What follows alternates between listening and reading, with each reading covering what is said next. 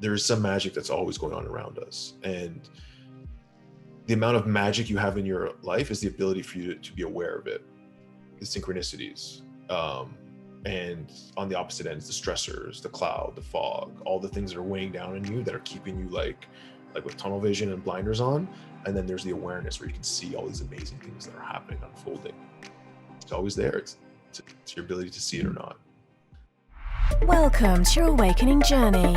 Today's destinations include higher consciousness and actualized potential. If all ascenders could now please be seated in a comfortable meditative posture, we're about to ascend.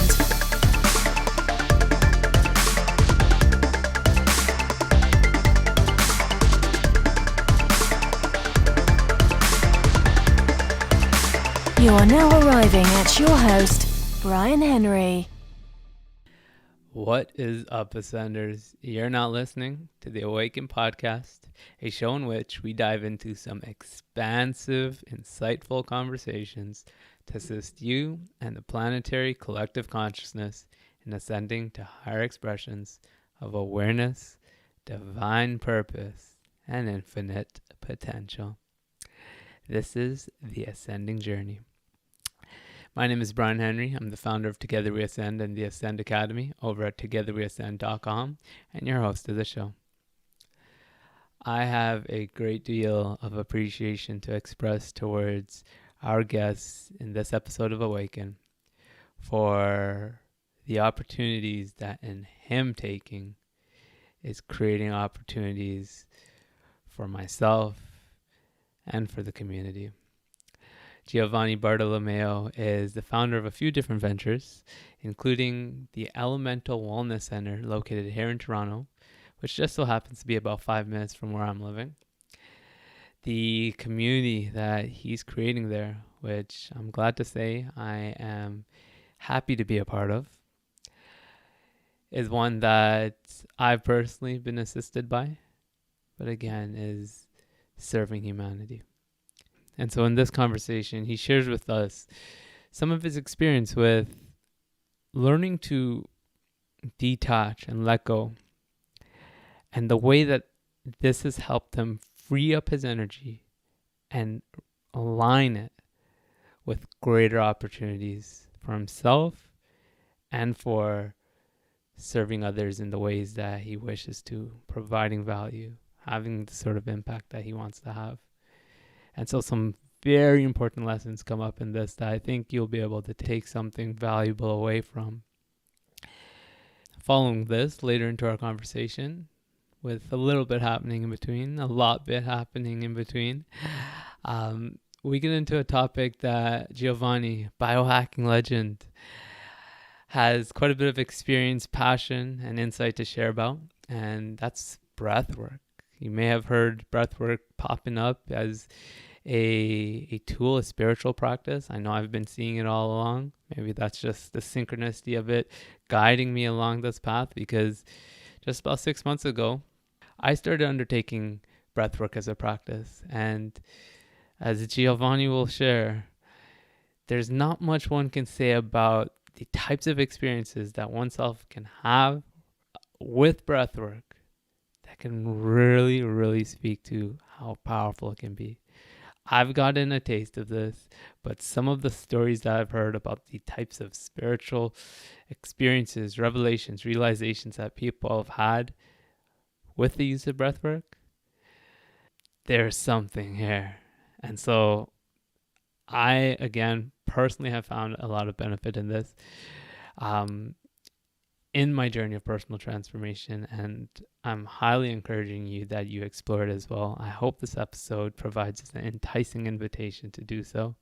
And the one other thing with regards to this is, aside from the powerful types of transformation that can occur with breathwork, there's something to be said about training proper breathing habits. Because as Giovanni shares in this episode, most people aren't breathing properly in their day-to-day lives. And learning to do so comes with a host of benefits. Better focus, more energy, less stress. The list goes on, you name it. Anyways, Ascenders, if you're ready to be inspired, to align your energy for greater opportunities, and to learn how to breathe, let's jump into this conversation with my boy, Giovanni. Studio? I guess we are in a studio. Everyone always comments on it in the breakouts. Yeah. What's You the link gotta for that? get some high quality equipment to, just make up for someone saying you look like a god. I'm like, you don't want to see me in person. Oh, it's your brother actually. He was My brother, yeah. he's like, yo, your lighting, your camera you look epic, man. I'm like, yeah, I gotta make up for it. All right. You were asking about the tech. It's actually a DSLR, man. Like an actual camera. It's not really a webcam, but these days the camera companies have software for you to use it as a webcam. What kind of camera is it? It's a Canon 80D. 80D. I got the Canon Rebel T7i. You think that would work? Yeah, you can, man. If it's Canon, I'm pretty certain you'll be able to search up Canon webcam, and I'm sure the software will pop up. Yeah, because this one, like, it whitewashes my face. Like, I'm gonna try and play with this lighting a little bit. Give me 1 second, because I look like I'm like. No problem. 1 second.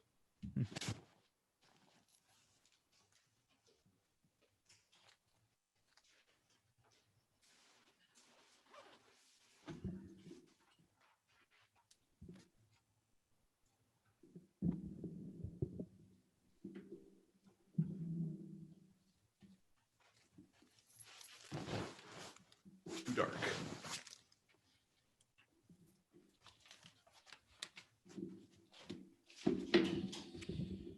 All right.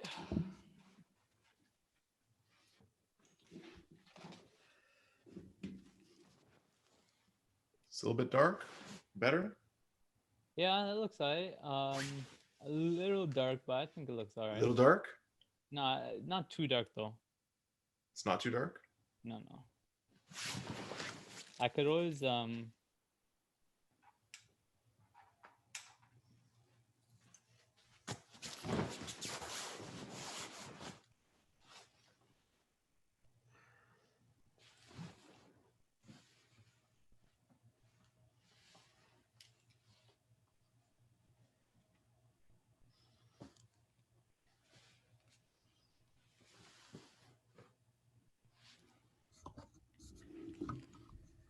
Can you hear me okay? Is my vocals coming in nice and clear? Yeah, man. Audio is nice and clear. You look nice and clear. We're gonna be nice and clear for Source to just speak through us. All right. So I kind of just get it going, man. Like these days I realize that sometimes the conversation that I hadn't intended on being a part of the podcast ends up being more epic than the portion where I'm like, this is gonna be the recorded episode. So let's just jump into a great conversation. I know it's gonna be a epic one. I guess being that we're on recording, let me officially and publicly thank you. One, for being here, spending this time with me, but even more so than that has been the experiences that connecting with you has afforded me, has led me into. So, let me give you a bit of an introduction. Hey, well, first off, you're welcome, and it's been Okay. also a pleasure to meet you as well. So thank you for that. Yeah, man. I guess we would have first met in person. Well, actually, I think we first saw each other in person probably a couple of years back, but the first time we actually got a chance to chat wasn't too long ago. It was probably late last year, so maybe 6 months ago. Yeah. At your wellness center, Elemental, and I guess the big unfoldings that cascaded from there was me joining the men's group that you've put together, which has been an incredible experience for me. The boys in that group, man, are something else. I love each and every one of them, and the relationships that I've gotten the opportunity to build and nurture since coming a part of that group. It's been, I don't know if I've ever told you that like this, but I've been manifesting relationships. Like I've been in the intention of manifesting relationships like this for some time. Mhm. I've been getting the chance to connect with a lot of people online over these past few years that I've felt this sense of resonance with, but there's been a lacking of it in-person relationships, and coming into that group that you put together has been a gift for me, man. So thank you for that as well. Yeah, thank you. And it was quite spontaneous. It's just like many of the things in my life. It goes from an idea to let's just see what happens to allowing it to grow on its own, becomes its own organism in a way.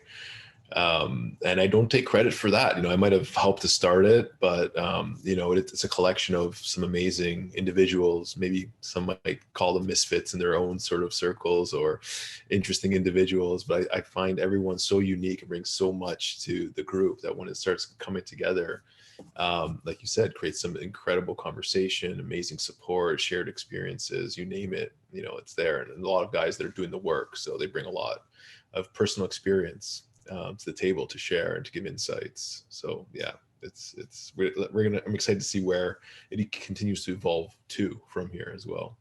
Mm.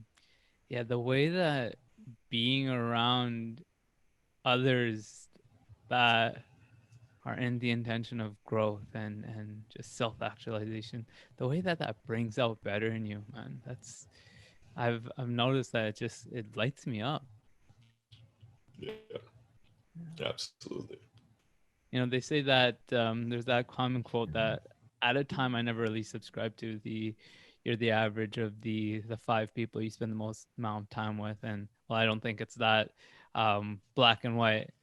uh, there's no denying that the types of individuals that you surround yourself with is going to have an effect on what you're expressing. And again, that's been my experience with being around these kinds of guys.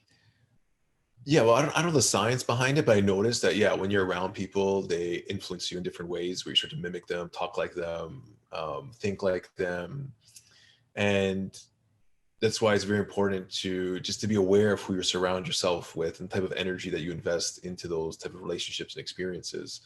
And it doesn't mean to avoid the ones you perceive as negative, because sometimes those are the ones you need to see the most, because they could be the mirror that you're looking into. But to recognize when you start getting these patterns of, going on a downward spiral versus inspiring to continue to be yourself and to grow. So I'm always like, my circle is always changing. I'm always, people are coming in, going out, trying not to judge or feel attachment in any way. That I feel like, certain people come into your life at a certain time for a certain reason. And when Mm-hmm. they've served that purpose for either end of the experience or either side of the relationship, that agreement may have ended in some way, shape, or form. And even when it comes with death, and you might want to not want to accept it, but the universe has other plans, and sometimes that's the way it needs to go. So, I just try to be aware of that, and try to surrender to that. And sometimes, like I said, people leave your circle of friends in your life, but they're always making space for something new to come in, and it can be perceived as good or bad. But remember, that's just a perception. The good or bad will teach you or show you different things in different ways. And that's where I've sort of learned to sort of change my outlook on how these things go. Like, yeah, we want to grow this to 1,000 people, or we want to keep it super tight and small. It's like, I'm trying to unravel my mind from trying to have expectations and trying to direct it in a certain way where it's like, yeah, let's just bring a certain intention to it and see what happens. And I try to bring that into every relationship, to be open, to be myself, to support the relationship in the way that is healthy, and to allow it to be what it needs to be. Mm-hmm. So yeah. Yeah, being that open and willing for it to unfold in the way that feels most right. And then you mentioned something important there, like when relationships start to kind of feel like they may be coming to an end or going their separate ways. When we start to feel like we're going our separate ways, um, really just embracing that, right? Because like you said, it might be creating space for something new, and that's something that I've had to really learn like to let go of people that I've cared about, but it just seemed like it was time for things to for a new chapter. And go ahead. Yeah, the reality of it is, as you grow, you're going to grow at your own rate, in your own Mm-hmm. way, and you can't expect the people that you love or the people that you've known your entire life to follow that same path. Everyone's on a different path, and the initial, like, I don't know if this is the gut reaction or the instinct or the wanting mind wants you to bring everyone with you. Hey, you got to see what I'm doing. You need to read this book. You need to come try this plant medicine. You need to do this because you're getting growth out of it. But the reality of the matter is, they're on their own journey. Maybe they're not ready. Maybe they're into something else.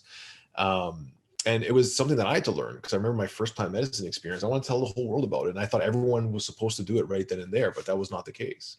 They were on their own path, and some of them have found it since then. Others have not. I feel like they're still stuck, but that's my perception of it. And there's a point in my life where I started realizing that, like, geez, I'm not that close to any of my childhood friends anymore. We're still brothers and sisters, and I love them. And when I see them, it's like nothing's ever changed, but we don't have that closeness anymore. And I was a little bit upset about that for a little while.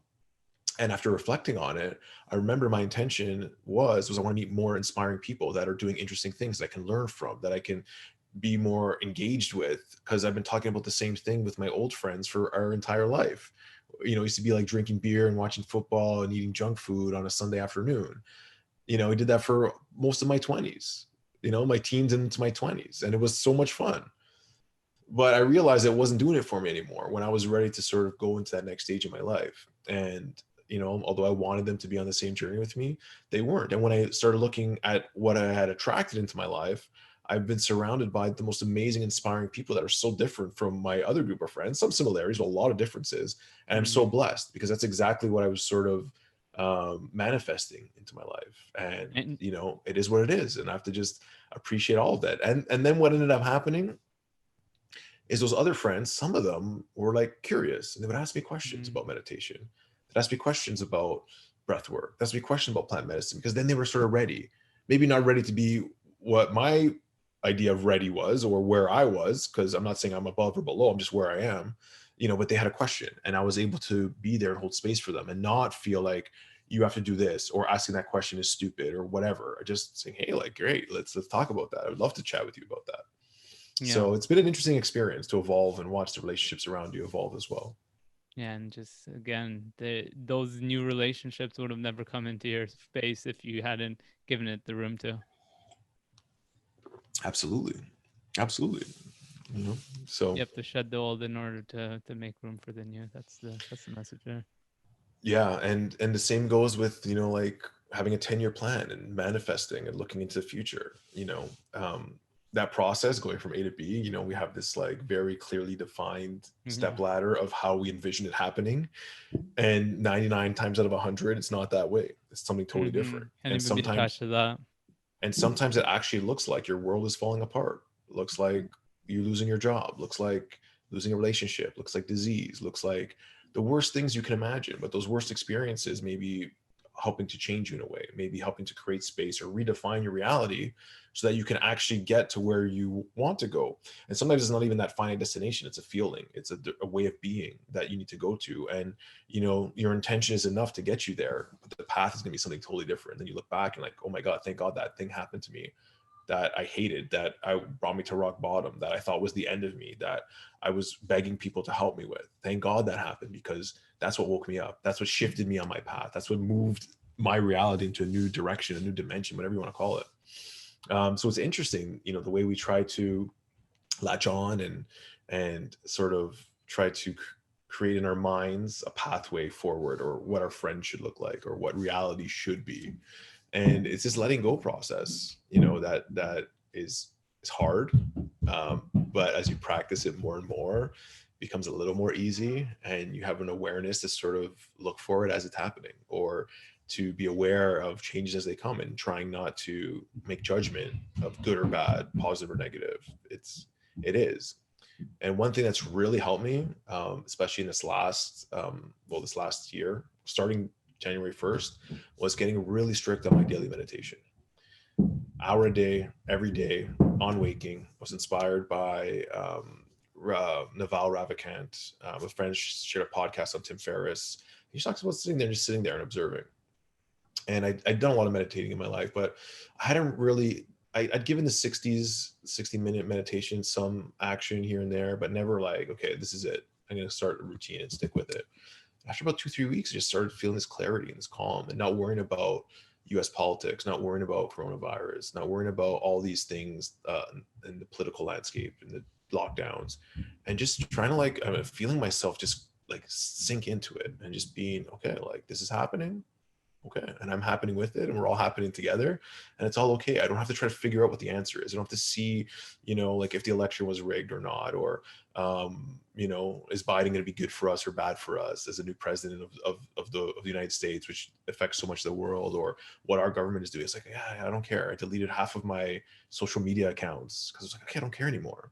It doesn't matter, where this overactive mind was so busy trying to like do all these things and figure out. The meditation just helped me sort of be so much more present. And gave me clarity into things I should be focusing my energy on, which is the things that I'm passionate about, which is the things I'm creating, which is the things that are going to serve people, because I've realized that those are important for me and what I want to do. And the more I focus on that, I see other opportunities coming up, and there's a lot more clarity where the fog has sort of dissolved a bit. So yeah, it's been great. So, what was the experience like before you adopted this habit? It was still good. It was very busy and it was very like nonstop, like one thing after another, putting more things on my plate, not being able to say no. A lot of like these subtle awarenesses that have come up. So I still had morning practice. It wasn't 60-minute meditation, a little bit of workout, a little bit of breath work, maybe not super consistent. But just something was like, yeah, you have to do this now. It's going to be good for you in the long run. See what happens. 30 days. My goal was 30 days. Do for 30 days, an hour a day, straight, religiously. No ifs, ands, or buts. You wake up at 6 or 7. You get an extra hour sleep in if you really need it, if you've had a late night or you're really tired. Otherwise, start your day with 60 minutes. And it's just basically sitting in silence and observing, not trying to focus on meditation, not trying to like breathe a certain way. I just calm my breathing down and relax and allow things to come up. And the first couple of weeks was very busy. A lot of that busyness was coming out. The mind was trying to settle. And now it's gotten into a really nice, quiet stillness in the morning where it helps me to feel this clarity throughout the day. So I can work really hard, where I can focus on the things that I need to do.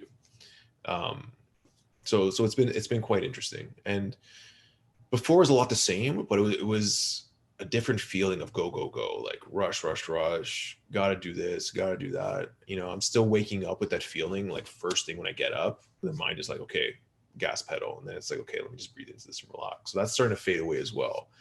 That morning, like get up and go, like anxiousness, where it's like, let's crank. So I'm trying to find that balance. And then also it's like finding the overall balance in my life. I got 2 kids. I got a few businesses. Very busy. I'm very curious, so I like to read and learn a lot at the same time.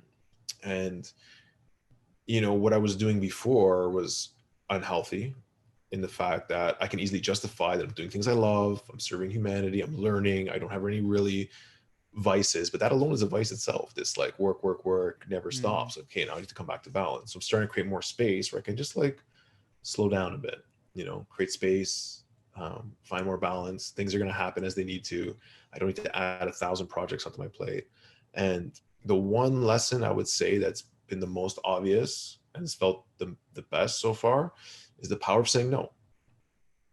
The power of saying no to new opportunities, power of saying no to people you feel obligated to for some reason, power of saying no to people asking for help. So for me, I realized these were a lot of, I was giving a lot of meaning to these sort of things where people would ask me for help. I felt obliged to help. I felt people might judge me for not helping. I might be a bad person if I didn't help them. And so I had a program deep inside. If I don't say yes, I'm bad. And what I'd be doing is I would be saying yes more than I can handle, and then either running myself into overdrive or letting them down, not being able to help them the way that I want to help them, and letting myself down. And part of this clarity is like, listen, it's okay to say no. say no respectfully, let them know why you're saying no, and let them know you have every intention of wanting to help them, or in any way that you can, but not in the way that they're asking. So maybe refer them to something else, maybe like give them like some time, a little bit of time, but not making a long-term commitment. So I turned down a few projects, and just changing the way I'm dealing with people, and it's been great, and it's allowing me to have more space, and I'm able to be aware now. And I think it's because of the meditation, that before I was saying yes to everything. I was just trying to jam it in there, and then Mm-hmm. wasting time and running in circles. So I feel like I'm rambling on here. So interject at any time, brother. Let it go flow, brother. That's what we brought you on for. Uh-huh. Um, what it sounds like to me is that you are far more clear as to where you're allocating your energy, and now that you are more mentally clear, you're able to allocate in the way that feels in greater alignment with what you really want. Yeah, and I think it's allowing me more flexibility to flow with different opportunities and different things. Like when I've noticed there's two types of people. It's probably 1,000 types of people, but the two that I've identified is people that can really crank and put the pedal to the metal and have tunnel vision, and just bulldoze their way through life and through like objectives and priorities and goal setting. And then there's a little more balanced approach where you have a little more awareness, where you're being aware of other opportunities or roads less traveled, or allowing some patience to see what happens. Mm-hmm. um, and both work for different people, but I find that the other way was so much more stressful, brought a lot of pressure, leads to some mistakes, a lot of wasted time, where now it's like, yeah, I'm going to work hard, but I'm also going to allow space for myself. I'm not going to feel rushed to make decisions. I'm not going to feel obligated to say yes all the time. So it's created a little bit of a different experience in primarily, like my work life and some of the projects that I'm working on. Yeah, it sounds like it feels a lot better. It feels a lot way better. Yeah, way better. Now, what And do you think? yeah, What do you think in terms of actual output now? How I know that it hasn't been too long that you've been with this practice to maybe say how it compares, but do you have any ideas around how this might actually affect your results on the surface? yeah, it's an interesting question, because like, how do you measure your own results? Well, Like how how would do you you measure it? exactly? So like that's the question that I'm asking myself is, I'm Mm, doing all this work, and how do I really measure my output? I've been mm-hmm. doing some. So for one of our startups, we hired an OK coach, which is the OKR system is objectives and key results. It's Silicon Valley, a lot of startups, tech companies, but it can be used across the board. And it's really Okay, important. OKR. OKR, yeah. So you have What's an that stand objective, for again? Sorry, objectives, objective. and key results. So Okay. your objective is what's driving you, what you're trying to have an objective of, and then you need to have key results that you can measure. And the coach said, if you can't measure it, you can't fix it. Okay. So if I can't measure my output, I can't fix whatever I'm doing. So if I'm running in circles because I feel like it's good to stay busy all the time, but it's not giving me any results, then am I really helping myself? I don't know. There's no way to know that. So now I'm starting to think about that. Like, um, how am I measuring my success? How am I measuring my output? How am I measuring the outcomes I'm trying to achieve? Like, what am I really doing here? So I'll tell you, I have way better ideas, way more clear. I've organized a lot of things, and I find that too. Like, even when I did the long fast, when I was fasting for almost 2 months, I had this clarity Water fast. where it was very, sorry, Water fast. juice fast with dry fasting. So I did some, a couple of days in a row of like no food or water. Then I would have grape juice in between intermittently. But during that 2 month period, after like the first couple of weeks I got through, I had this clarity, and I feel like it's coming back again, where like it's easier to make decisions, easier to see the path forward. So it feels really good.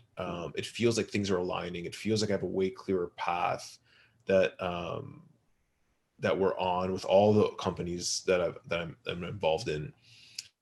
And it's exciting because there's less noise in the background. It's very like, it's hard to explain, but these crazy synchronicities start happening where I'll read a book, or I'll buy a book because I sort of did a Google search. I'm trying to find some information on something. And then a friend will send me an article. And in that article, they reference the author. When I look up the author, it's the same author that wrote this book. And now I have the awareness to pin the two together and said, okay, there's an answer in here for me. Where before, when I was so busy, I probably wouldn't have even noticed. And it's like, boom, Mhm. okay, the universe is telling me something. There's something there. And of course, once I start reading the book, it's exactly what I was looking for. And this has been happening more and more. And it's always happened in my life, but the more I found clarity and space, the more I'm able to see these things. Like the universe is speaking to you. That might sound woo-woo to some people. But I assure you, there's some magic that's always going on around us. And the amount of magic you have in your life is the ability for you to be aware of it, the Mm. synchronicities. And on the opposite end is the stressors, the cloud, the fog, all the things that are weighing down on you that are keeping you like with tunnel Blinded. vision and blinders on. And then there's the awareness where you can see all these amazing things that are The happening, magic unfolding. was there. It's It's up always to there. us. It's, Yeah. it's your ability to see it or not. Beautiful. So that's what I've been noticing, these synchronicities. Okay, like I know there's something there. I have a feeling about this. There's a strong feeling. Yes, we can figure this out, or yes, I need to look into this a little bit more. And I'm using that as a guide to help and doing some research along the way. So it's not 100% intuition. It's intuition plus using my brain that I have. That's very powerful. All of us have a powerful brain if we put it to use. Um, but it's not one or the other. It's using my heart, my intuition, my gut, and then using my brain to say, okay, like I think there's something here, let me look into it. And then having the awareness to see when the patterns are coming up, when the signs are coming in. And so that's felt really good. And that's been one major change. I can already see like, yeah, things are moving in the right direction. So can I measure output? There's not really any key results yet that are defined that are giving me this, like, yes, this is a tick on the box. But I've been thinking about setting some personal OKRs and really defining what my personal objectives are and how I can measure those as key results. And key results can be like, it's usually a numeric. It could be like a yes or no. Did you do this? Did you not? Or out of 10, or something that you want to measure. For example, you may want to get to, 100,000 YouTube subscribers or downloads per month or whatever. So that would be a key result. The objective is brand awareness, or getting yourself out there, or awakening people's lives through them seeing you. And the key result would be a key result. Okay, how are we going to make sure we measure this key result ongoing? How do we make sure we're pushing that? It's right, always in our focus. And I think half of I was talking to my partner about this. I think half of the benefits of the key results, yes, they're effective and they're useful, but your awareness is always there. So you're manifesting, you're reminding yourself, yes, 100,000 subscribers, 100,000 subscribers. And so you're attracting this experience in. So the Mhm. Silicon Valley programmers are very left brain, but it helps them all focusing on the same thing where, they have an objective and a key result. I think it helps to manifest it in reality, right? Because we're Yeah. all focusing on the same thing. Let's all focus on this one objective and this one key result. We're all laser focused, and then it happens. So it's a mix of working towards it, but also using your mind power to create reality. So Yeah, see, it's both of those things, and that's one of the things I love about you too. Is you seem to bring together both what's going on in that internal world, but you're still very grounded in the the reality of it, right? And um, finding that balance is so key. So when we say how do we measure our success, well, we first started with talking about all the internal transformation and how you get to experience the difference in what it just feels like to be more clear, and you can't measure that. But I also see there's a importance and there's benefit in playing that game of using numbers, using measurements to drive us forward. I've kind of gotten away from that in myself before in the past, just focusing too much, and I've been on both ends where it's all external reality, fixated on the reality of it, the physical, the material world. And then I've gone so much inward that kind of like disconnected from that. But I see you're doing a really good job of bringing those two things together, man.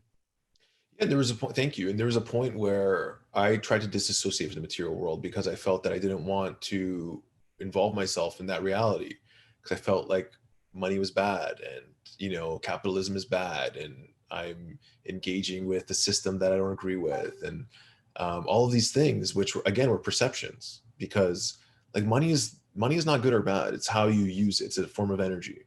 And if I can focus a little bit of my energy on, hey, yeah, like we need money to operate right now. One day we might not, but right now we do. And many of the systems use money. Right now there's different types of money, like cryptocurrency, whatever. But in the manifesting of my reality, I still have to sort of be able to play with that so I can use that energy to create more things that I want. If I use it just for myself to sort of buy myself Ferraris and mansions and stuff like that, then I'd be falling into that old trap that I want to disassociate myself. But if I want to create like a retreat center that's creating transformational experiences, I'm gonna need some money to do that. And just wishing I'm gonna have a retreat center, and trying to manifest it that way, it could probably work, but that's not how my sort of take on it is. It's like, okay, like I'm going to focus on it, I'm going to work on it, and I'm going to work on all the things in between that need to get there without stressing myself out too much, and start having this vision, start making the moves to make it happen, and sort of being able to sort of move with it along the way. So I've brought it back into balance where everything on both sides is perceived as good or bad. And I learned this, a lot of lessons from like my conspiracy theory days, where I'd get so like drawn into one side of an equation and then believing the other side is the complete evil, and then realizing like it's impossible for that many people to be like sinister and evil, and it's a story that sort of plays on some of your like deepest, darkest sort of maybe fantasies or things that might make answer some questions or make you feel better about yourself, and not you, meaning me, or the person in there. And it's like the truth is probably somewhere in between and all over. There's multiple perspectives as reality, so it means that I think multiple things can be true at the same time depending on how you're looking at it. And so I need to let go of that. Like 5G is probably something that's bad for health, 100%. 5G has the potential to change the way we interact with technology. And maybe that acceleration technology is going to create different types of ways to make it healthier for us, or to make us immune to it, or to evolve all these different things. It's going to help humanity break free from the current society we're in. Because the one thing I do know is like the trajectory humanity's on right now is not sustainable. So we're going to need something to shift us from that. So maybe it's technology, maybe it isn't. But for me to try to make up my mind and know the answer, I'll never really know. But again, it's to have that awareness is okay. So I'm here during this time for a very short period of time compared to the rest of reality. So I want to waste my time trying to figure out, especially on social media and in conspiracy circles, what is good and what is bad and what is right and what is wrong. So no, I'm just going to stay open to the whole process. So the same with money, the same with all these things, and just really try to say, okay, I'm not going to invest too much time and energy. Allow all things to be possible. And as long as it's not really infringing upon me, I can use that to my advantage or disadvantage. Am I going to invest in 5G companies? I don't know if I'm going to go that far. But again, see right there, it's like my mind is trying to decide, okay, it's bad, so I shouldn't invest my money there. When maybe it could be life-saving technology that could change the planet forever. But because I've seen a few things that don't look so safe, whether they're trying to maybe roll it out too fast, maybe business is pushing it forward faster than they're doing testing, allowing the technology to evolve. Maybe that's not good, but I don't know for sure. You know what I mean? I'm allowing my perspective to be influenced by things that I see. So that's a touchy subject, and I probably brought it up for a reason, because I've thought about it a little bit. I'm still not sure what the take is on it. In the short term, I may be very keen to make a decision based on, hey, this is not good right now because whatever. But maybe I'm missing it with the long term, and the role that everything has in reality and how the universe unfolds. It's like, yeah, technology comes in for a specific reason, to drive us in a certain way, to drive humanity, drive everything. Like, is it natural? Is it not natural? If it was grown in this petri dish of Earth, I'd say it's somewhat natural. Like if you had a petri dish and technology started forming in there, would you say it was a natural formation or not? Yeah, it might have to take a million years to get there, but it's happening in this planet for a reason. So there's energies that are creating that. So it's hard to say like if I should judge it or not. So anyways, I'm kind of sidetracked from the money thing, but that's sort of where I'm trying to like let go of good or bad. Like I don't want to hurt anyone. I want to make sure I respect everyone. But allow everyone to have their own experience here on Earth without infringing on their rights or anything like that. So where are you now with your programming and feelings towards playing within the game of capitalism? I think it needs to change still. I think there's a big it's interesting because it's set up like a game, and some people get really good at the game, but some people are driven for reasons that I don't think are right or correct, at the harm of many other people. But again, that's me like trying to place judgment on this is good or bad, right or wrong. Like my own perspective is I'm an entrepreneur. I want to make money, but I want to make sure the money that I make goes to doing good and creating experiences that I can be a part of and that I can share with other people. So whether that's retreats or different economic systems, like even with like decentralization, I think is the future, where you can allow everyone to have a piece of something. We're not there yet, but there's going to be a transition where this capitalism is starting to get more unstable as we continue to grow, where it's going to have to shift into something else that is more inclusive, I think. I think there will always be some sort of separation of classes, and some people have a little bit more than others. But I think we're going to the end of that spectrum now, where there's so much division. And, out of that, it's going to break down to some chaos, and something else is going to form out of it. So yeah, I like to sort of play within the rules of the game, capitalism per se, but also wherever I can is to sort of change that and, support things that are disruptive in a good way, and sort of put my money where my mouth is and try to share as much as possible. So it's interesting. And I find myself having those challenges all the time, making those decisions and following through with what I say that I'm going to do, or that I want to do, or that I think is right. Yeah, it's what I'm getting here is like being discerning and choosing consciously, right? Like you have to give some thought to like, how does this feel to me, and what decision am I going to feel most aligned with? And it seems like through the shift in perspectives, that choice may change, right? What feels right at the time might change, but once we're making that conscious choice for ourselves, rather than playing by default, is how I kind of think of it. I think that's where the power lies. So, do you find yourself feeling more comfortable operating within that system? Yeah, like I wish money didn't exist. Like I wish it was something we didn't have to worry about. But then I think about, what we do all day, like what would life look like? It'd be so different. But I guess we wouldn't know that unless we experienced it, and then something else would sort of, a different reality would be formed. So, like I just think like I wish people didn't have to suffer. I wish animals didn't have to suffer. I wish there was no such thing as suffering, period. But suffering has a specific role in evolution, in growth, and spiritual growth. Again, going back to my own suffering. So it's like, it's hard to say, like, yeah, like this is creating an experience for people meaning like souls that come into this world at this time, needing this sort of duality to experience it. I mean, if it was perfect and people just came here and it was like a paradise, like you wouldn't really learn much. You'd probably enjoy it for a bit, but how long? And if it was infinite, I think it would get really boring just to sit in waterfalls and bliss all the time. I don't know. There'd be a point where you just be like, okay, I need something else more stimulating. We did And do that. huh? We did say I need something else, and here we are. Right. And this is an experience we're having now. And I try to remind myself that when I'm going through difficult times, like, yeah, like we chose this. We chose to be here to experience this. We need to learn something, we need to grow. And maybe this is just a part of, the path to what we can't understand. Some of the psychedelic experiences I've had, I can't understand what's going on. Like my mind is like shattered in a million pieces. And which goes to show me that, when I get those glimpses, it's like I'm only seeing a small fraction of reality. I know nothing. And imagine like what an ant's consciousness is compared to our consciousness. Much different. Not saying better or worse, but just different. Or an elephant, or a hawk, or a worm, or a star. It's like everything is totally different, and we're all of it at the same time, and we're just experiencing it right now as a human because it's part of our evolution. And that's part of the mystery of life and the excitement too of what happens next.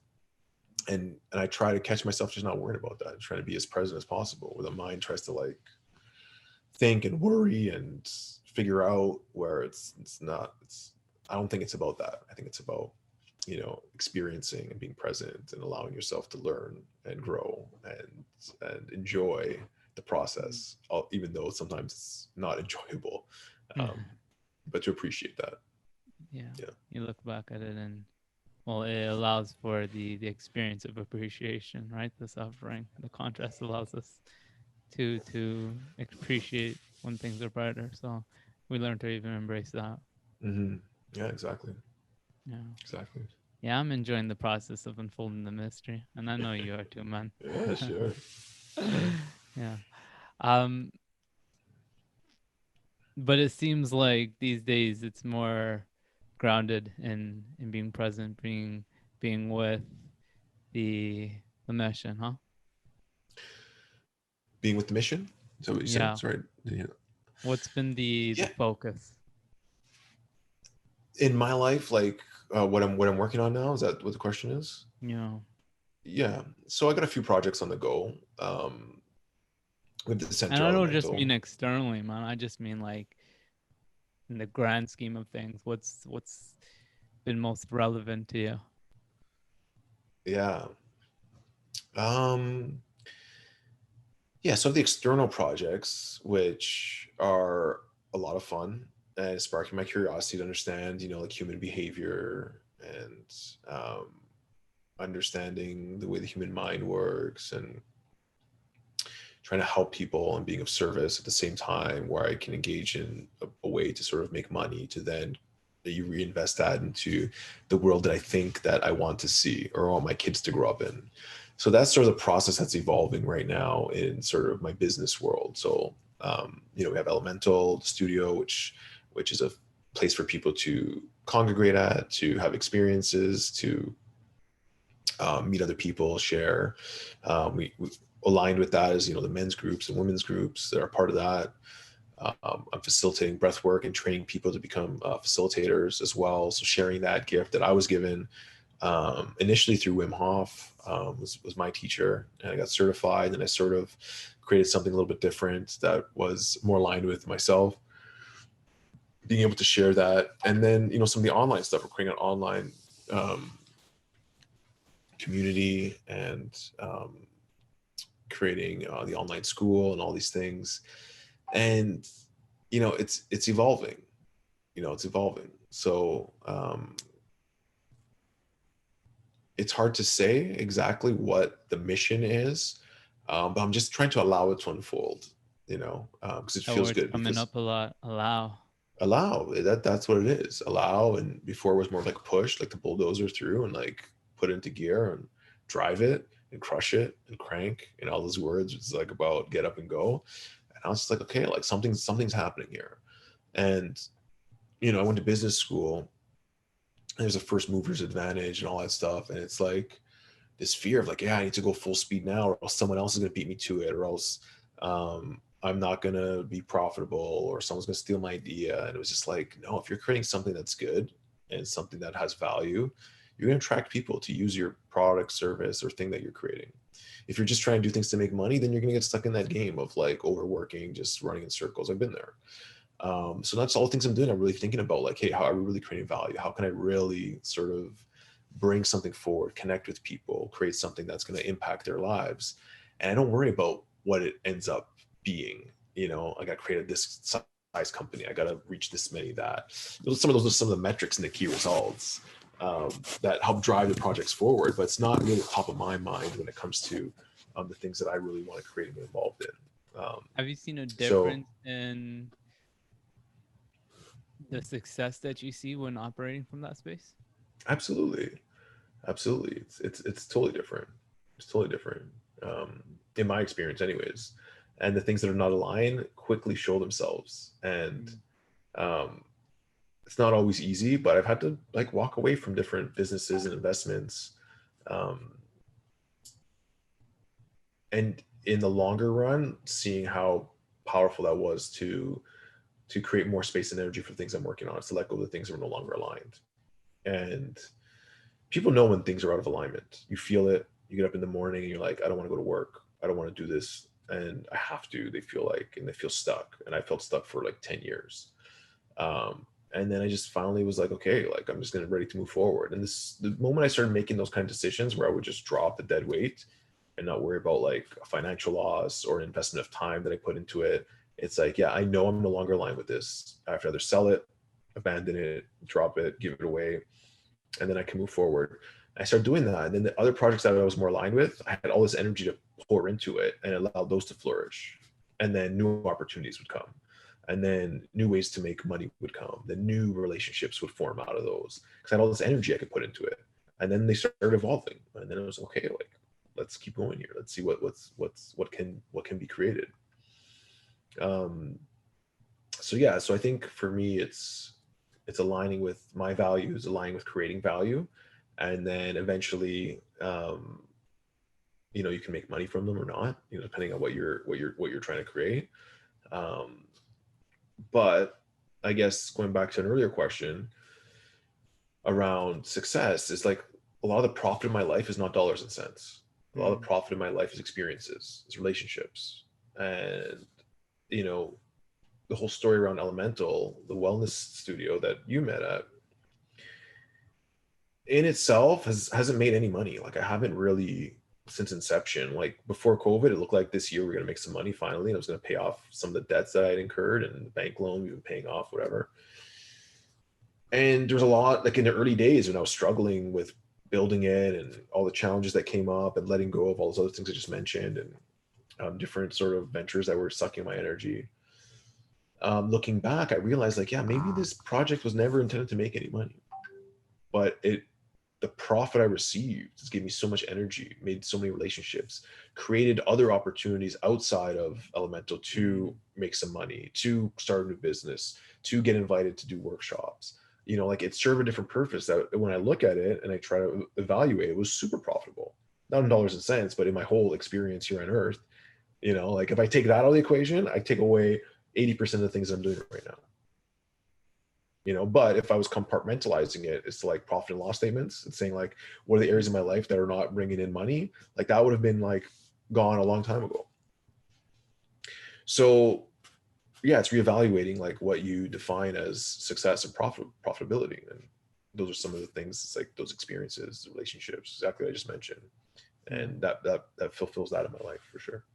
And I see that, like, operating from that perspective allows for more of those gifts that may not come in the form of money, but all those other forms of riches, of abundance that are available to us. It allows for more of that in, because you're not like bottlenecking yourself, or you're not cutting yourself off from that and thinking that the only form of riches is money. And there's a very specific day I remember, where I was worried about the money, worried about people actually showing up to this place I was building. It was not right in the city, so it wasn't like high population density. It's kind of tucked away in the kind of industrial area. And I was like, man, I screwed up. I put like almost all my life savings into this place, and like bank loan, and I was like worried that people might not show up, period. And I started feeling that lack. I started being stressed. I started doing things that I thought were helping my stress, like smoking and drinking every night. Things I knew were horrible for me. Things I knew like a wellness center should not have as part of it. And the day we opened, I stopped the drinking. I was just drinking some wine at night, but stopped that. I stopped smoking because when the guys were working on site, I remember when I was younger in like university, I associated smoking cigarettes with dealing with stress from exams.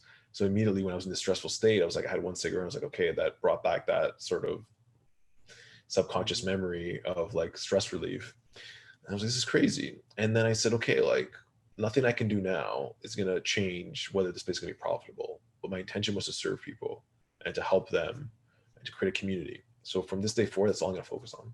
Every single person that walks in there, I'm just going to serve the shit out of them, and serve them to the highest level, and just be there for them. And in the process, continue to work on myself. And whatever happens, happens. If I got to experience this, meaning a bankruptcy at loss, I'm sure that's part of my experience. As soon as I made that decision, things started to change. I started attracting different people into the business. My energy changed. The employees' energies changed. Everything changed, and nothing really changed on the outside. It was a shift inside, in my mind and in my heart. And then all the things I mentioned earlier that came out of it in the following 2 or 3 years: opportunities, relationships, businesses, experiences, And opportunities. So, of course, sounds more in line with the experience you're trying to manifest. right, yeah, exactly. I see. There's this Exactly. this interesting, but I think difficult to adopt perspective that is, you will always have what you need, but no more than that. You'll just, the universe will provide you exactly how much you need to have the experience that you wish to have if you align yourself with that. But that might entail not having a huge bank account number.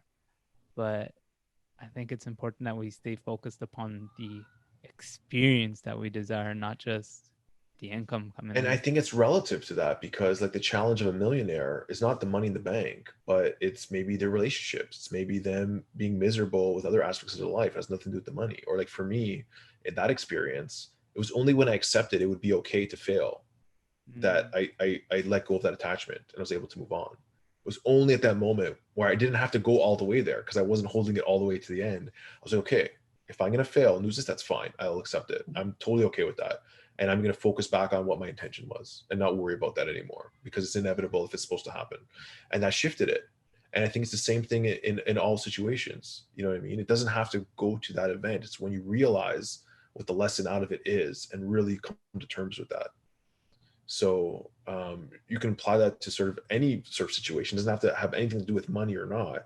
It's relative to the situation you're in and what sort of is really the lesson that you need to learn in your life in this experience. Yeah, being like hyper aware of what it is that this experience is there to show us.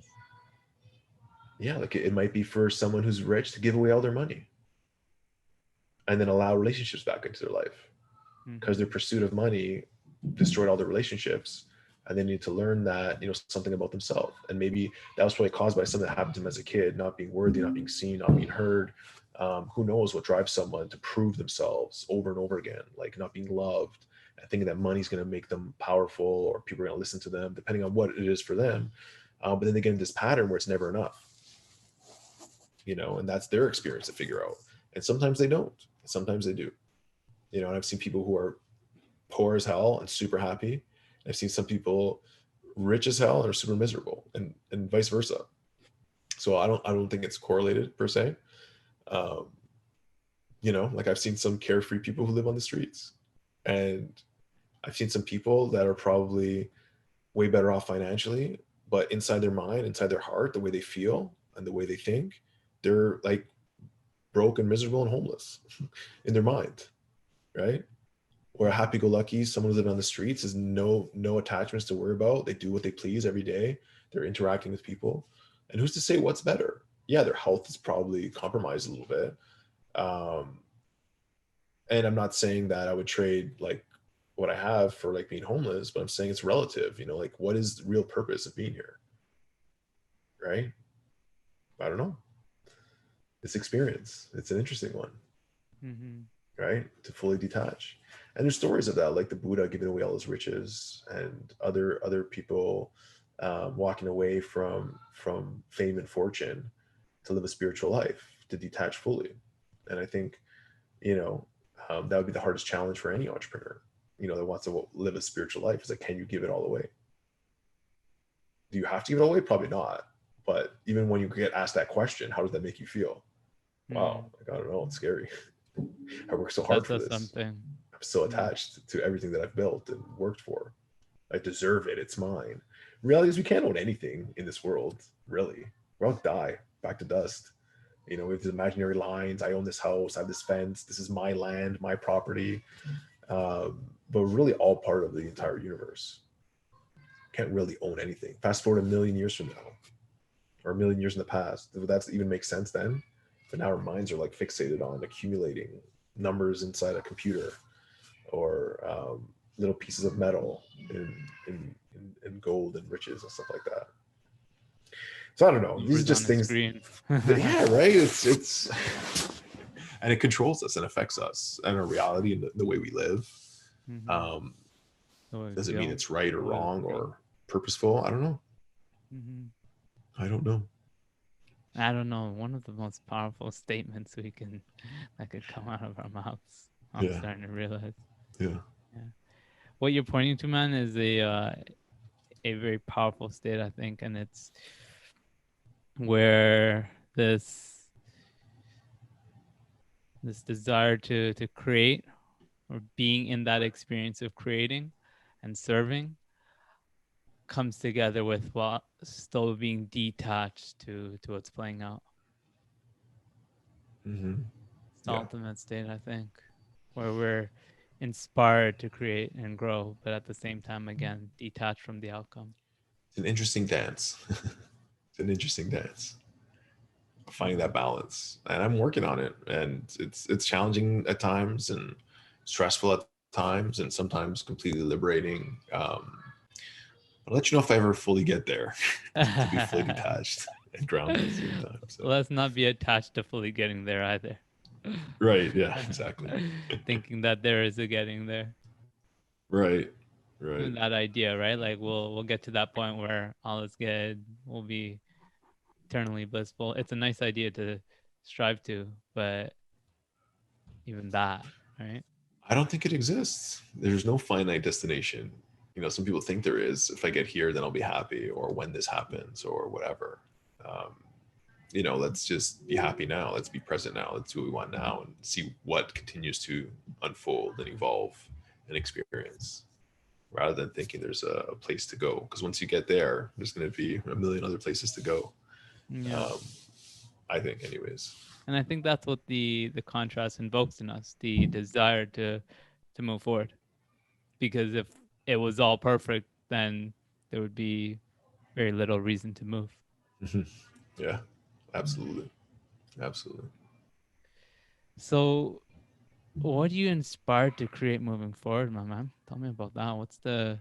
I know it's been a conversation of allowing and whatnot, but I'm sure there's something in you that's invoking a sense of inspiration. What Well, is it? there's two main projects that I'm really excited about right now. There's a personal development school, which I have a partner, Tai. So I'm more in the background, more of like just helping to grow the business and learning about scaling and understanding our users and clients and community and what they're really looking for and how to sort of dissect that. And it's blowing my mind just diving into this part of reality and what that looks like.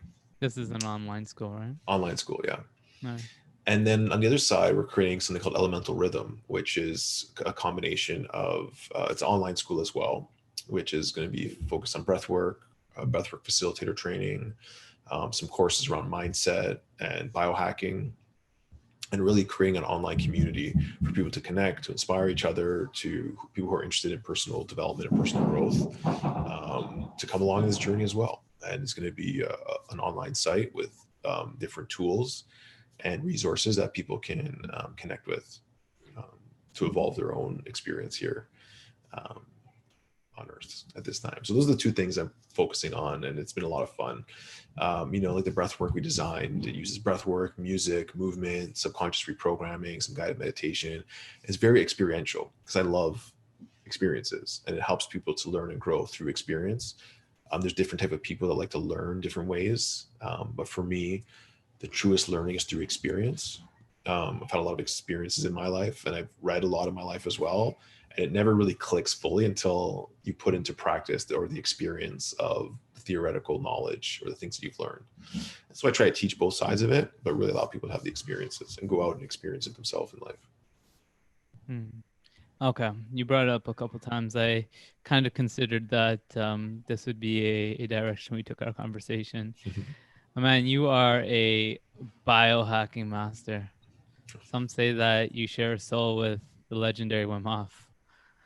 I You, wouldn't go that far, but I like to get cold at times and put myself out there. So yeah. yeah. Okay. So there's the two, and I'm really interested to hear you speak to both of them. I'm gonna start with the breath work because that's the one that's a lot more new to me. In fact, actually, oh yeah. Wow. So that's another thing I gotta thank you for. My first okay, technically my second breathwork experience, but I'll say my first full breathwork experience was at Elemental with our boy Joey. Um since that experience, which happened maybe like September last year, um breathwork has been something that I've been practicing. Actually, now that I consider, I'm pretty proud of myself. I've been doing it almost every day for the last few months, almost every day, um, and I know I can go deeper. I know that there's more there for me. Um, but I've already gotten so much benefit out of it. And so again, another little thing that you played a part in supporting me in. Now, what does the question that comes to mind is why? Why breathwork? And what have you seen it have the potential to invoke in an individual? Well, the only reason why breath work is because I had an experience myself. And that's the only reason why anyone really continues down the path of breath work, because they personally experience the value in it. A lot of people try breath work, and it's the one thing that in one session, you can just feel more calmer or have some clarity or relaxed, all the way to in one session changing your entire life. Like if you do a full-on elemental breakthrough experience, the elemental rhythm breakthrough experience, it's similar to transformational breath or holotropic breathing. Oh, did you lose me there? No, but it went quiet for a little bit, so maybe just take a tiny step back. Yeah. So it allows people to have these deep experiences, and you don't need any drugs or plant medicines or anything like that. And some people have told me that the experience they've had through a breathwork session has been more powerful than anything they've ever experienced. It's people who have done psychedelics and plant medicines. And it's a direct experience between you and yourself and you and the universe. And you breathe yourself into the state of altered consciousness. Excuse me, a state of altered consciousness. And you can have these emotional releases, you get these deep, insightful, you can have visions, dreamlike experiences, and it's beyond powerful. And in my own experience, like I was initially attracted to Wim Hof, and I wanted to really climb a mountain in my shorts because I thought it'd be cool and very egotistical. I could take some pictures and put it on social media because I thought that would be cool. And I quickly realized that by going and meeting all these people at the training for the certification, they're from all different walks of life, different ages, different ethnicities, different parts of North America. And each and every one of them, their life had transformed over a very short period of time once they started doing daily breath work and cold practice. But I think a lot of it had to do with the breath work. It's hard to say which, so I won't say that. But and then in that week, I was doing the Wim Hof training, which is a specific type of breathing, which I did every day. And he led us on this different type of breath work that was a little more intense and a little bit longer duration. And we just kept breathing and breathing and breathing. And I had this out of body experience, and I started crying uncontrollably, and it just felt amazing. And I was just laying there in awe after. It was like, what the heck was that? Like that, I need to figure out what that was a little bit more. And then I started realizing there was like rebirthing breath work and lots of different breath work practices. And so I just started experimenting and doing things in my own way, using some of the things I learned from Wim Hof, some of the things I picked up from other different breathwork modalities, some things I just experimented with, and just created a sequence and an experience that I now train other people to facilitate. And even just that act of training other people is so amazing, because once I start hearing them share the experiences that they sort of help guide other people on, it's like one of the most amazing experiences. If I help someone have an experience that changes their life, like it also changes my life. And when I know that I can allow someone or teach someone how to facilitate that for someone else, like that's such a gift to me to be able to share that with someone else. It's so powerful. And that was it was an experience like that way back in my journey that sort of put me on this path of service.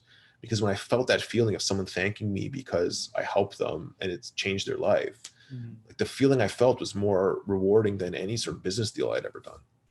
And I get to experience this all the time, where people call me and say, oh, it was so amazing. I led a session for these people, and the guy said, it changed his life. He was crying and he's forgiving his father for something or other, or whatever. And it really, really is moving. So, most people don't breathe correctly. So aside from the breakthrough experience, we teach people breathing fundamentals. And just by correcting your breath can help your body in so many ways: body, your mind, um, your ability to sleep better, to deal with stress better.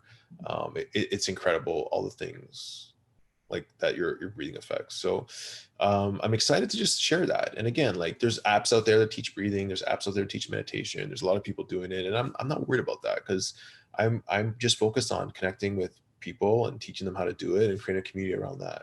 So I don't have to be the biggest or the best. I just want to really hone in the value I can provide people, and that's the service, community, and these experiences. And we're going to see what evolves out of there.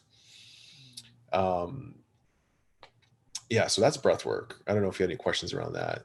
Okay, yeah. The big thing is I feel like it's there's importance to just reiterating the benefits to it, because you know, like you said, of course, experience is the truest teacher, and you got to experience it for yourself to really know. But I can definitely see how someone that has no experience with breath work is hearing this and saying, breathing transforming my life. Like, okay, yes, maybe to the health benefits that we can speak to, which that I feel like we should be reiterating as well, just kind of emphasizing. But the degree by which people are invoking like personal transformation, like I don't think the average person can really understand how that's happening. So any And more you have to say about yeah, that? it's and the first thing I'll say to that is they'll never understand by us talking about it.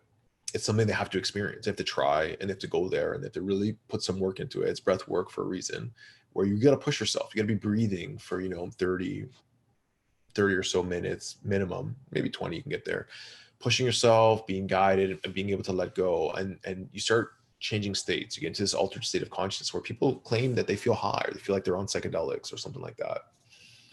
Um, and you can have these like emotional releases or cognitive breakthroughs or have these insights, or it's anything can happen really. And that's really like the transformational aspect that can happen in an instant. But then through just breath retraining, you know, you start getting that clarity again by slowing down the way you breathe. It affects your This nervous is system how you're breathing in your day to day. day to day. Yeah. Because what I realized was people were coming for the experience, and they'd come every week for an experience in a class, and they were having amazing experiences. Their life was changing already, less stress, lower heart rate, all these things.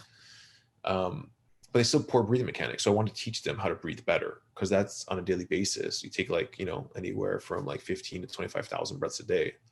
Let's make sure everyone counts, and let's make sure we're optimizing our breath. Let's make sure we're allowing ourselves to have the most oxygen as possible. Let's make sure that our nervous systems are not in sympathetic all the time, that they're predominantly in parasympathetic, so we're relaxed.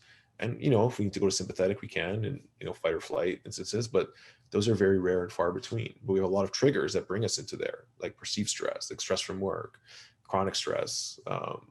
And by allowing yourself to breathe through that and knowing how to breathe properly, it can help keep you in parasympathetic state, which is rest, digest, recover, heal, all those kind of things. So it's been a passion of mine because, like you said, most people are like, yeah, I breathe all the time. I breathe every day. What do I need to know? I know how to breathe. The reality of the matter is most people don't. There's a high percentage of people that are either breathing incorrectly, breathing too quickly, and can really see a lot of changes in the way they breathe. See a lot of changes in all aspects of life just by changing the way they breathe. Nice. So more calm, more clarity, more energy. Better performance, better athletic performance, better sex, better sleep, you name it. Less stress, less anxiety, clearer mind, reduced depression, happier. You pick any one on the list. Tell me someone that doesn't want any one of those. All of it. Okay, so teach us how to breathe, G. So the most basic thing that people need to know is less is more. So you want to slow down your breathing, and you want to breathe through your nose. Those are the two most simple things. Okay, so I'm going to jump in right there. Less is more. I'm with you. Now, why is it that we always hear about the importance of deep breathing? I think it's a misconception. It feels good to breathe deeply. It's like you're stretching your body. If it's slow and deep, yeah. So deep in a way is right, because you want to breathe deep into your diaphragm. The diaphragm is designed for breathing. It helps get air deeper into the lungs. Diaphragm is a muscle, so as you expand your belly, it creates more air in the chest, and the lungs work as a vacuum, and it brings, as you open it, brings more air in. When you breathe deeply, it also will circulate stagnant air in the lower part of the lungs, which has the most blood running through it, so it'll allow it to be more efficient. When you're shallow breathing, you're breathing up in the chest, you're activating your parasympathetic nervous system, probably cortisol and adrenaline as well. When you breathe deeper, it goes deeper into your lungs and is allowing your blood to sort of pick up more of the oxygen, carbon dioxide. And also it helps to stimulate to massage your organs and to massage the lymphatic fluid when you breathe into your diaphragm.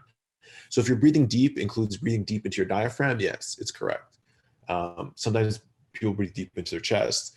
It's better than shallow breathing, but it's still not the best. We want to breathe less because we want, well, what they've found, science has found, is that people who overbreathe are expelling too much CO2. They breathe quickly, they breathe fast, they're breathing too much. And the more you breathe, actually, the less healthier you are. There's a lot of studies that have seen this. What we want to be able to do is build up our carbon dioxide tolerance. So allow ourselves to have higher levels of carbon dioxide, not to the point where we're just inhaling carbon dioxide, but the right balance. Because carbon dioxide, people think is a waste gas. Really, it's the most important. It's just as important as oxygen, because what it does is delivers the oxygen to your cells. It picks up the oxygen from your red blood cells or hemoglobin, delivers it into the cells. Okay. So slow, deep breathing allows you to get more into balance. When you exhale, it reduces your heart rate, slows you down the mind.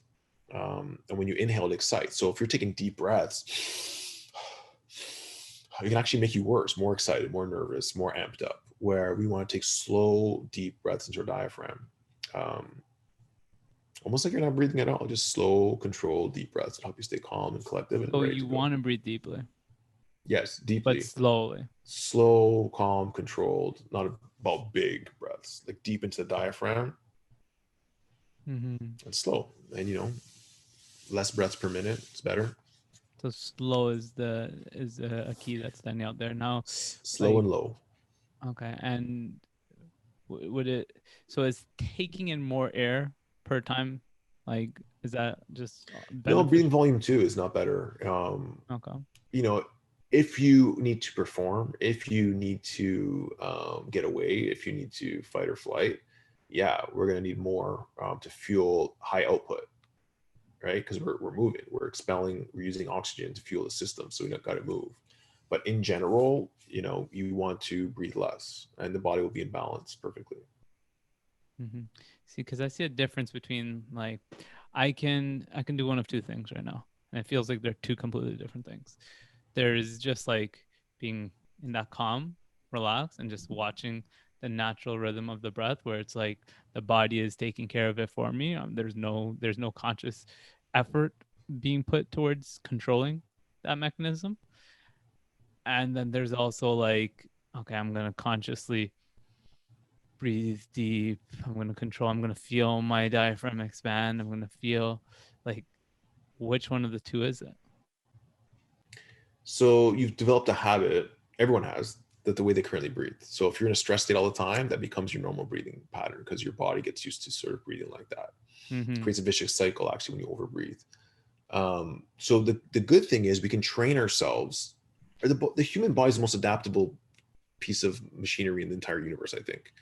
Whether it's going into cold, ice cold lakes and rivers, whether it's going to heat, whether it's working out to run a marathon, the body will adapt if you sort of train it to.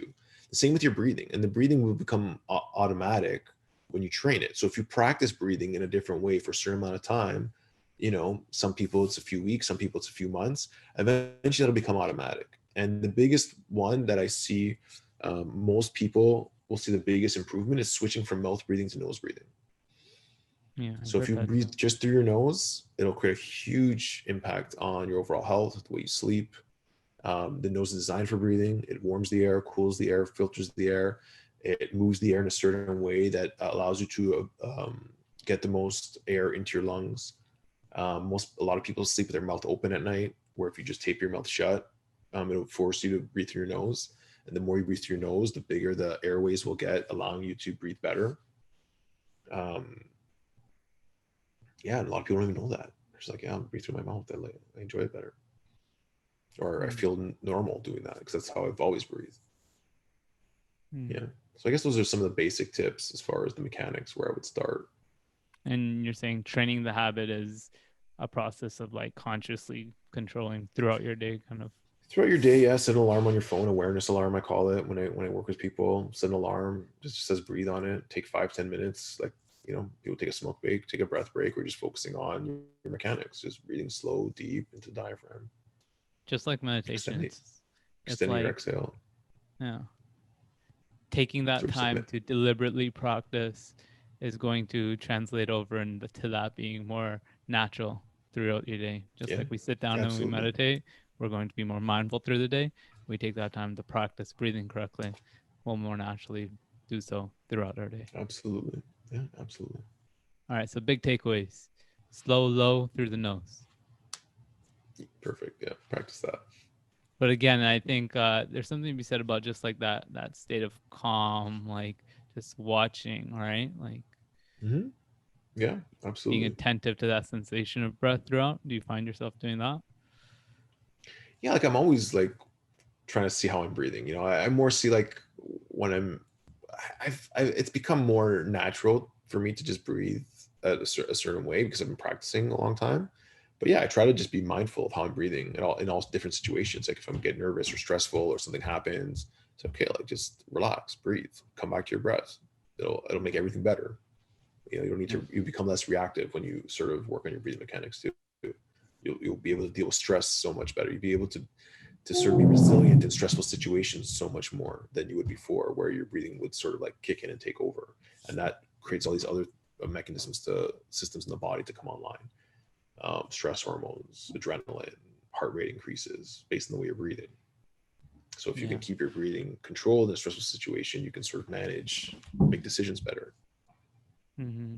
Yeah, it's be more interesting, see, clear. because there's the physiological response to stress, all the things you just named, like faster breathing, stress, like that tension. Now the the feeling kind of invokes that in us, but then we're kind of flipping the script and realizing that consciously controlling the body will shift the feeling. Yeah, yeah, exactly. Nice. Well, my man, thank you for teaching us how to breathe. No As you know, problem. it's something that, well, like you said, not a lot of people realize how poorly they're doing it. So there's a reason why individuals like yourself, but so many like breathwork is, maybe it's another one of those just synchronicity things. But ever since I first started, like it's showing up everywhere for me. So I think both you and I realize the importance of this, but then also we're seeing how this is going to just kind of grow and then become so much more prevalent in what we're teaching people. Mm-hmm. Absolutely, yeah, absolutely. All right, my man. I'm glad we touched on that. I'm gonna save the cold conversation for another time. Okay. Why the cold is the next episode we have together. Maybe Um, we'll do it in a nice bath. the whole podcast. Hope, well, it'll be a short podcast, but Yeah. yeah. Um, why the breath? Why the cold? We'll have a series. We'll make a series out of it. Okay. Sounds Um, good. Love it. all right. So I got one last question to ask you, Okay. but before I do, I've started to yeah, I wanna wrap up the entire conversation with that. So before I ask you that question, why don't you just share with us your links anywhere that I guess the someone. simplest one is giovannibartolomeo.com. It's my name. I just put it up there. There's a YouTube channel, Elemental Awakening. That's my podcast, YouTube channel. We put content out daily, and Instagram. You can look me up there. But if you want to get all these links, just go to giovannibartolomeo.com and you'll see like my psychedelic documentary, the new platform we're building for Elemental Rhythm, which is going to have the breath work and personal development school. If you're interested in any of that stuff, giovannibartolomeo.com. Made one site that will have links to all that and more. So check that out. And yeah, reach out, say hi. I'd love to hear from you guys. If you have any questions about any of this stuff, I'd love to answer them. Maybe create some content around your questions to, go deeper into it if it's something more people get value out of as well. So yeah, check it Cool. out. I'd love to hear from you guys. And the link to that, of course, will be in the show notes to this episode. Awesome. And I think you just kind of gave us our episode 3 in our series, plant medicine. Okay. Um, Yeah. yeah, But yeah. I think I'm ready to ask the big question. Are you ready to Yeah, I'm answer it? ready. Yeah, I'm ready. I hope I All get right, an the answer. grand finale. My man, you just realized the power to telepathically communicate to all of humanity. What do you say? I love you. I love you. Yeah. And keep going, keep growing. That's it. You know, everything is okay. We'll be fine. And yeah, we're all in it together, each and every one of us. That's it.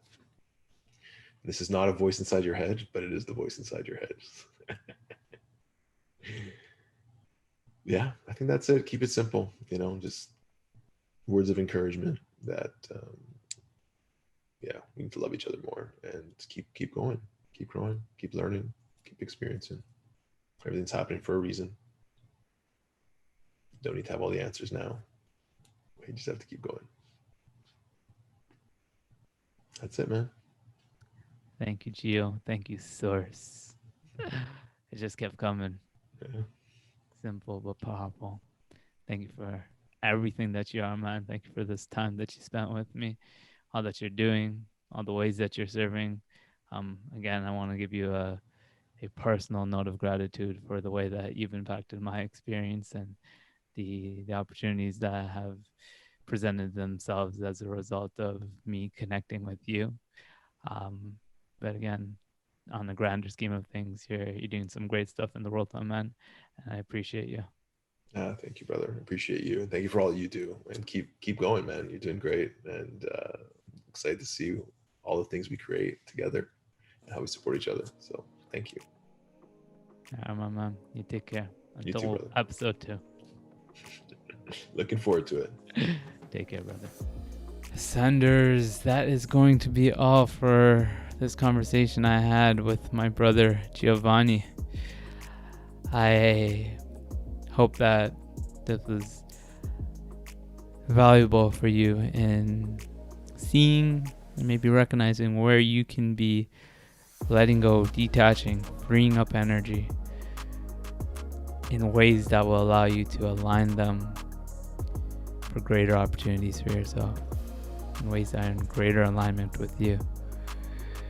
And I hope that the portion on learning how to breathe has helped you, or is going to help you, with training a more effective breathing habit, and perhaps diving into exploring breathwork as a tool for personal, deep transformation. Ascenders, the activation process is here to assist you if you have heard the call to serve in activating your highest purpose. There's a sense of fulfillment, abundance, joy available to us on the path of our purpose. And we are all more than able to live in this way, in a way that doing work that brings us a sense of meaning and lights us up with a sense of passion and aliveness. And so if you are ready to activate all of this and more, head on over to academy.togetherweascend.com/activation-process. The link to that will be in the show notes of this episode. Senders, thank you again for tuning into this episode of the Awaken podcast. I appreciate you. I love you. And until next time, keep ascending.